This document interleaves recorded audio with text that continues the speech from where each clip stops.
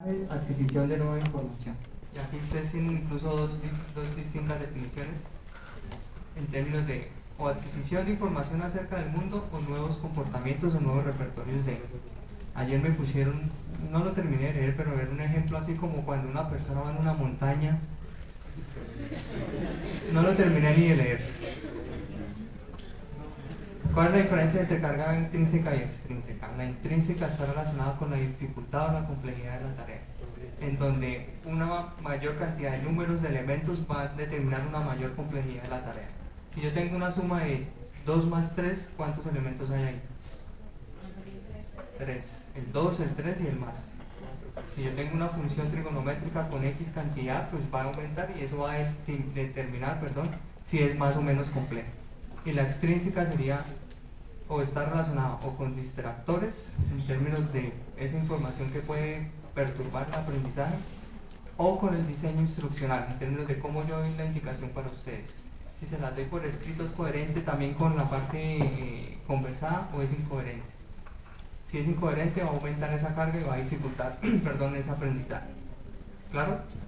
¿Sí? ¿Preguntas? Listo. Entonces, los puntos se los sumo al final de la nota, en la nota final. Yo la nota de los parciales no la aproximo, la que se aproxima es la nota final, que el mismo sistema aproxima a partir de 4.95 o bueno, la nota que sea, ¿vale? Ahí les subo los puntos que hemos tenido. Entonces, centrémonos aquí en aprendizaje, a ver hasta dónde alcanzamos a llegar. Parte de lo que vamos a ver es esa diferencia entre refuerzo, castigo, y específicamente refuerzo negativo, refuerzo positivo, castigo negativo y castigo positivo, que es como nosotros aprendemos. Entonces, cuando hablamos, algunos me colocaban incluso acá que estaba relacionado con la adquisición de nueva información, pero también con la reducción del número de errores. Sí y no. Nosotros podemos adquirir nueva información, pero puede que no se establezca el aprendizaje como tal. Y si no se establece, pues esa cantidad de errores incluso pueden aumentar. Pero claro, si hablamos de aprendizaje significativo, se supone que a medida que uno repite la información o repite el ejercicio, esa cantidad de errores va a disminuir, ¿vale? Por eso acá les pongo, lo que uno observa es el cambio progresivo en el rendimiento de la persona, en el sentido de mirar si evoluciona o, entre comillas, involuciona, que es lo que uno a veces queda sorprendido con personas que ven 4 veces la misma asignatura, por ejemplo. Uno dice, pero ¿por qué? El mismo contenido, el mismo docente, puede estar pasando algo, quién sabe, pero 4 veces repetir una misma asignatura. ¿Listo? Entonces, cuando hablamos de aprendizaje, hay dos tipos de aprendizaje en términos de categorías muy generales. Hay un aprendizaje tipo asociativo y un aprendizaje tipo no asociativo. Vamos a hacer fuerte énfasis en el asociativo, igual vamos a mencionar el no asociativo porque de todas maneras lo que es habituación y sensibilización ustedes ya lo han visto a lo largo de la carrera. Vamos a hacer un recorderis de esa información. Pero si hablamos de asociativo tenemos clásico y operante. ¿Cuál sería la diferencia entre el clásico y operante? Si ustedes aprenden a manejar muy bien esta parte de asociación, ustedes pueden modificar conductas de quien quiera. De ustedes mismos se puede hacer, pero es un poco más complejo. Pero de su mamá, de su papá, de su hermano, de su mascota, de su pareja, y la pueden de alguna manera entrenar a hacer lo que ustedes quieran. ¿Cuál sería la diferencia entre esos dos conceptos, clásico y operante? Dime.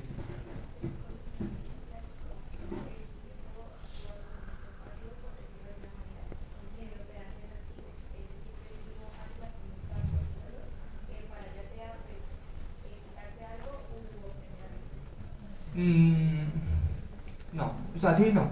Mencionaste cosas importantes, pero en el clásico no es que la persona sea pasiva. Ya complemento tu idea. Sí, ¿quiénes van a participar? Dime. Diana. Que el condicionamiento clásico, pues yo los diferencio como que uno es con un estímulo y el otro es con una acción. Entonces, ¿a qué me refiero? En el clásico hay un estímulo que hace que usted obtenga algo. Por ejemplo, ese es el que siempre hablan de la campanita. ¿Cuál? Que había una campanita que hacía... ¿Cuál? ¿El clásico o el operante? El clásico. Okay. En cambio, el operante es una acción. Entonces, si yo hago esto, voy a obtener esto. Entonces, si yo... Pero espérate, en el clásico no hay ninguna acción. Yo siento que es más un pero hay una acción. El estímulo. Ah, bueno, entonces ya me das una clave en términos de que el clásico va a haber una asociación de estímulos primero. Pero siempre, ya les doy la palabra, siempre que hablamos de conducta, siempre se supone que es una conducta observable. Claro, hay procesos internos como atención, como memoria, que uno meterse en el cerebro no se puede mirar el concepto de memoria, pero a través de la manifestación, por ejemplo, sí se puede observar si la persona, o determinar si la persona tiene alguna dificultad a nivel de memoria, por ejemplo. Entonces siempre va a haber una acción, sí.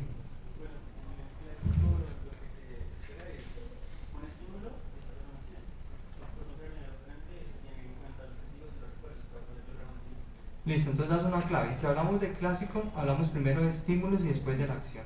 Es decir, si sería estímulo-respuesta. Listo. Por allá. Pues sí, o sea, básicamente eso, digamos en el condicionamiento clásico, un estímulo genera una respuesta, pero ya es una respuesta más como automática. Ese es el caso del perro de Pavlov, decimos, ¿no? O sea, es algo como más fisiológico, es algo más como aprendido. Decimos que el estímulo neutro y eso es como algo más aprendido. Fisiológico es en una primera instancia, ¿sí? Ya después se vuelve condicionado, entonces no es tanto fisiológico. Obviamente hay una respuesta fisiológica, pero pasa a ser ya no tan espontánea, sino más bien condicionado por unos En cambio, estímulos. ya en el condicionamiento operante, digamos, el comportamiento se condiciona a través de, digamos, los refuerzos, los castigos y Listo, entonces, ¿cómo sería la relación en el operante? Si en el clásico es estímulo-respuesta, ¿cómo sería en el operante? De todos estos años. Ah, claro, con razón. O sea, ¿qué va primero? No, ahí sí falla. O sea, la Miles respuesta. de esas cosas. En el clásico sería estímulo-respuesta, en el operante sería respuesta-estímulo. ¿Listo? Es una de las grandes diferencias de esos dos conceptos. Ya les doy palabra a los demás. Si hablamos de no asociativo, pues no va a haber esa asociación, valga la redundancia, entre distintos estímulos, sino va a haber una respuesta, digamos, más directa. Si es habituación, va a haber una disminución de esa respuesta porque realmente el estímulo no genera ni peligro, ni mayor malestar, tampoco es apetitivo en términos de significativo. Y sensibilización, todo lo contrario, donde va a haber un fortalecimiento de la respuesta, incluso se van a crear nuevas conexiones y los potenciales de acción también se van a potenciar, valga la redundancia. Entonces, fíjense acá, como ustedes mismos lo mencionaban, va a haber primero una asociación de estímulos y después va a haber esa respuesta como tal. ¿Por qué el perro saliva en una primera instancia ante la presencia de comida? ¿Cómo? Es una respuesta fisiológica normal, automática, que si yo les pongo acá imágenes de comida, pues seguramente toda la parte gástrica de todos nosotros se va a empezar a modificar y tenemos control sobre eso parcialmente, pero realmente no. Por eso se llama pues la parte autonómica. Entonces, ¿qué pasa cuando yo le hago sonar una campana como estímulo neutro al perro? ¿Hay alguna conducta, algún comportamiento? Sí, claro, de alerta, puede ser que el perro se mueva, puede ser que el perro voltee la mirada y tal. Pero ¿va a haber una salivación? Pues no, ¿cierto? Hasta aquí no hay ningún proceso de asociación. ¿Cuál sería la asociación para que el perro empiece a salivar?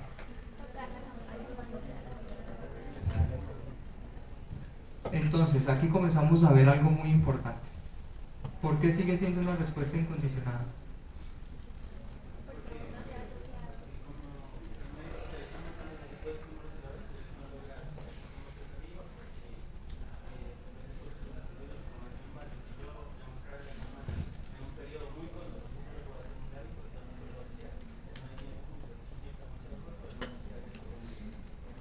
Entonces, claro, mencionas algo muy importante, es la parte temporal y la parte de presentación de los estímulos. Ya lo voy a mencionar. Pero aquí en esta parte, hasta ahora aquí en esta parte se está realizando el condicionamiento como tal. Pero no hay un condicionamiento. Se está hasta ahora ejecutando en donde se está dando esta asociación. Pero esta asociación debe tener unas características que las vamos a ver. Obviamente, después de hacer esta asociación, con el simple hecho de presentar el estímulo que en un inicio era neutro, ya se volvió condicionado y el perro salivó. Entonces, una respuesta, por eso es decir, una respuesta que al comienzo es incondicionada, después del condicionamiento se vuelve condicionada y es la misma respuesta, pero tiene unas características distintas porque hubo un condicionamiento de por medio. ¿Listo? ¿Cómo funcionamos nosotros? Ah, bueno, antes de eso, ¿de qué depende entonces que sea menos o más fuerte esa asociación o ese aprendizaje asociativo? Del apareamiento primero de estímulos, en términos de que haya una asociación entre diferentes estímulos. Si no hay asociación, pues no va a generar esa, digamos, esa parte cognitiva de asociación, valga la redundancia, y no se va a ver un aprendizaje. Del intervalo crítico de eventos. Si hablamos de intervalo, está relacionado con ¿qué? Con tiempo. Si yo le presento un estímulo primero y después a las 2-3 horas le presento el otro estímulo, la probabilidad que el perro, en este caso, asocie es muy bajita, porque pasó mucho tiempo. Es decir, que la parte temporal también va a ser crítica y va a determinar que ese aprendizaje se dé significativamente. ¿Qué más? Claramente el número de repeticiones. Con una sola repetición no lo van a lograr, ¿sí? Ya vamos a ver unos ejemplos en donde ante un solo evento como tal, sí se pueden generar aprendizajes, pero son eventos que son muy fuertes, muy aversivos y que obviamente, imagínense que una persona requiriera, que la violaran más de 2 o 3 veces para hacer una asociación con un lugar que genera peligro. Pues no tendría sentido, ¿sí? Hay eventos que son desafortunados, que son muy fuertes y la asociación se va a hacer inmediatamente y la persona le va a generar mucho caos. Y esto es importante también de la secuencia. ¿Qué pasa si yo presento primero la comida y después la campana? ¿Va a salivar? Sí, pero no va a haber una asociación. La salivación se va a dar únicamente porque presenté primero la comida. Entonces yo puedo hacer eso múltiples veces y no va a haber esa asociación. ¿Listo? ¿Claro? Listo. Fíjense acá, les traigo este ejemplo de lo que se ha investigado en términos de condicionamiento clásico es con el caracol, ¿sí? El caracol tiene el manto y el sifón, que son dos partes distintas del caracol y que están inervadas de manera independiente. Yo puedo condicionar una de esas vías únicamente y puedo generar un, digamos, programa de condicionamiento también ahí, o un aprendizaje de condicionamiento. ¿Y cómo me daría yo cuenta que realmente quedó el aprendizaje? Yo les digo a ustedes, condiciónenme una sola de las vías y explíquenme cómo hicieron o cómo identifico yo para saber que realmente una de las vías quedó condicionada.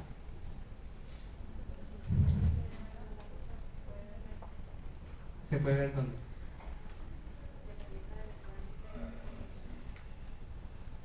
Seguro el contexto tendrá relevancia, pero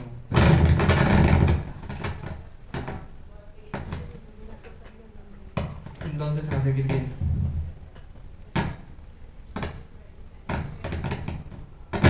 Pero te estoy hablando de dos vías acá del caracol y te digo condicióname una de las vías y después yo me voy y vuelvo después de unos días y te digo listo, ¿cómo sé yo que una sola de las vías quedó condicionada? ¿Por qué? ¿En dónde? En la condicionada se había mayor actividad frente a esto. Correcto. ¿Listo? Entonces, porque una de las vías va a tener mayor actividad o va a responder frente a la otra. O frente al estímulo mejor que se está generando. ¿Por qué? Porque solo condicioné una de las vías. Obviamente estamos hablando de un estímulo específico. Si yo impongo un estímulo distinto, pues van a responder las dos vías seguramente. Pero en este caso, como condiciono solo uno, esperaría que una de las vías responda de manera eficiente y efectiva al tipo de estímulo que yo estoy generando. ¿Listo? ¿Cómo funcionamos nosotros? ¿Cómo funcionamos nosotros? Igualito, ¿cierto? ¿Qué pasa si el bebé asocia, o mejor dicho, el bebé está llorando mucho? ¿Qué pasaría con la simple mirada del tetero o de la mamá? ¿Por qué se calmaría el niño?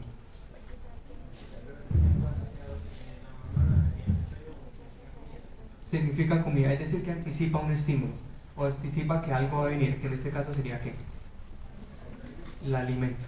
¿Qué pasa si después de que el bebé llora ve a la mamá y no hay alimento después? O sea, se genera ¿qué? ¿Cómo se llama eso? Cuando se elimina una conducta aprendida. No, eso es de operante, estamos en el clásico todavía, ¿sí? Extinción. ¿Listo? Con la simple presencia de alguno de estos dos, sea el tetero o sea la mamá, el niño se va a calmar. pero se va a calmar. ¿Por qué? Porque logra de alguna manera identificar que viene el alimento, y si viene el alimento pues se va a saciar y va a estar tranquilo.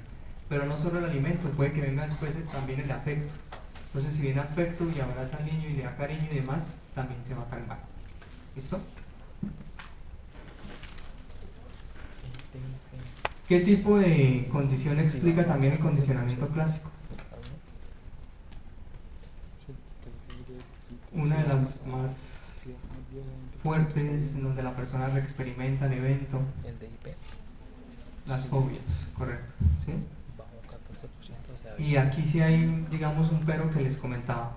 Una sola mala experiencia es suficiente para generar ese temor, y que la persona ahí en adelante, con cualquier tipo de evento relacionado con el perro, por ejemplo, lo asocia a peligro, lo asocia a temor, salga corriendo, tenga un miedo tenaz y busque esconderse, porque el evento fue muy fuerte.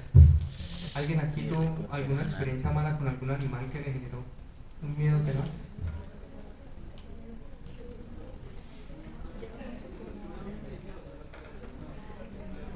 ¿Con cuál animal? ¿Con cuál animal? ¿Con qué? Sí.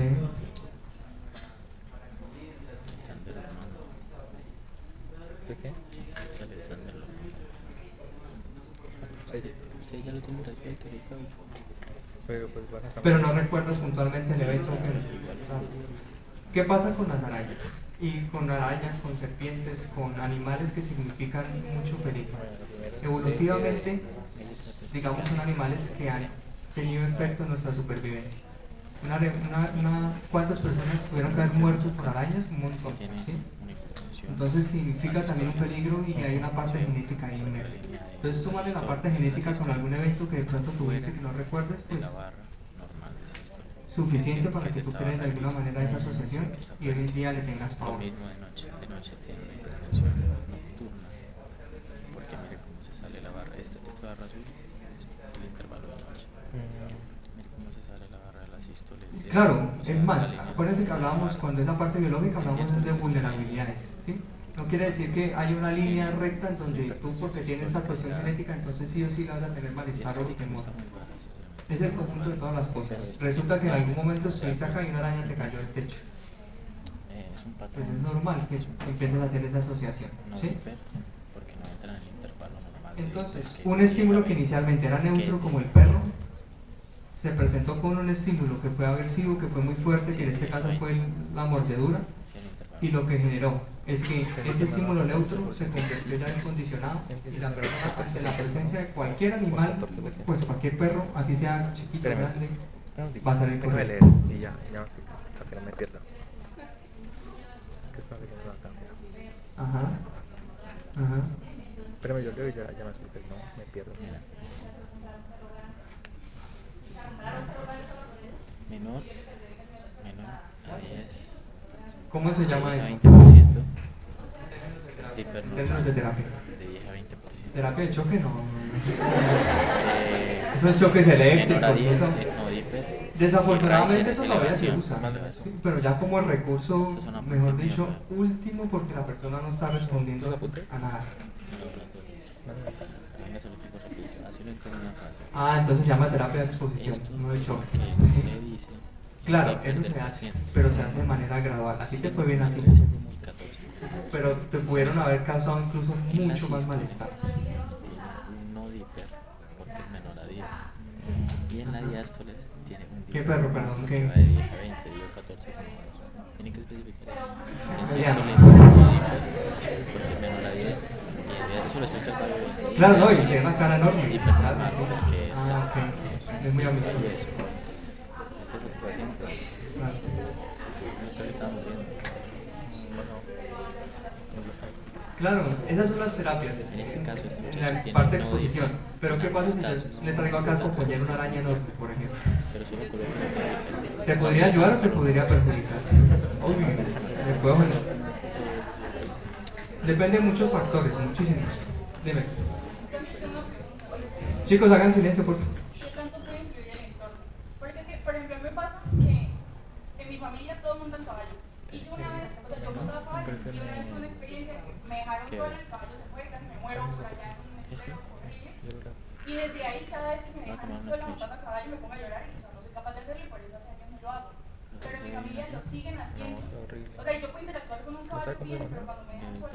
No. Claro, porque el evento fue cuando estabas sola, pero cuando estabas en grupo significa de alguna manera protección, porque sabes que puede anticipar a alguien y pueden ayudarte. ¿Sí? Pero es que igual siento, o sea, igual tengo como esa, como con el, o sea, cuando me monto a caballo, aún estando acompañada, A mí me gusta siento montar ese miedo caballo. constante de que Obvio. me van a dejar. Claro, porque tuviste esa experiencia muy fuerte. ¿Sí? Entonces, igual, con terapia de exposición se puede lograr. Obviamente de a poquitos, en donde tú te vayas soltando y en últimas tú logres solita andar con el caballo. Pero eso es gradual, por eso se puede llamar o terapia de exposición o terapia de sensibilización sistemática, porque es de a poquitos. Entonces, Sí, a ¿cómo veces lo comienza puede uno leer. incluso con las arañas, por ejemplo? Primero a partir del diálogo No tengo nomás, letra mala. donde tú y yo vamos a conversar sobre las arañas, sobre las partes de las arañas, dónde viven y demás. Si tú lo toleras bien, voy avanzando un poquito más. Te voy a mostrar imágenes de araña, pero que van a ser bonitas, de colores y más tranquilas. ¿Sí? Voy avanzando, entonces ya no son tan bonitas, sino ya son como en cuestión de atacar, por ejemplo. Así sucesivamente hasta que el último evento sea que tú seas capaz de estar enfrente de una araña, por ejemplo. ¿Por qué no poderla tocar? Obviamente no te va a poner una araña que te pique y que te pueda matar, ¿sí? Pues un estímulo que lo pueda soportar. Y en últimas, así funcionan todas las terapias de exposición. Pero digamos, es que yo tengo una experiencia curiosa, pero digamos, si me preguntas en qué varía. No sé cuándo era pequeño, cuando tenía como 7 años, a mí una vez me asustó muy feo una mancha de gritas. Ajá. Era como Son enormes, yo también las detesto. O sea, el dipper normal tiene que estar entre 10 y 20 Ujú. Eso es normal. En la noche. en la noche. Ah, bueno. ¿Y en el día? No sé, solo se calcula en la noche. Ah, Habría que hacer un análisis desde los 7 años hasta la edad que tienes actual, qué fue lo que pasó que te generó incluso el efecto contrario, en términos de curiosidad. ¿Sí? Por eso les decía, un solo evento, si es muy aversivo y muy fuerte, se puede crear la asociación, pero un solo evento no es suficiente para que se cree esa asociación como tal por sí mismo. ¿Sí? Puede ser que fue un evento desagradable seguramente, pero no fue tan fuerte, y no solo no fue tan fuerte, sino lo que te creó fue todo lo contrario. Venga, ¿esto qué es? Vamos a explorar a ver. ¿Sí? Pero igual habría que analizar a ver qué pasó durante tantos años que de pronto incluso inconscientemente veías cuestiones asociadas o similares y fuiste creando un vínculo ahí importante.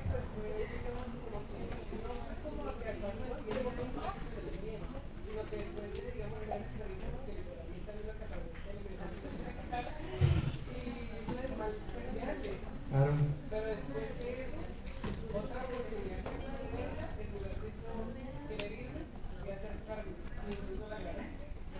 Claro, no fue suficientemente aversivo para que te generara ese malestar y ese miedo. ¿Sí? Ese evento no fue suficiente.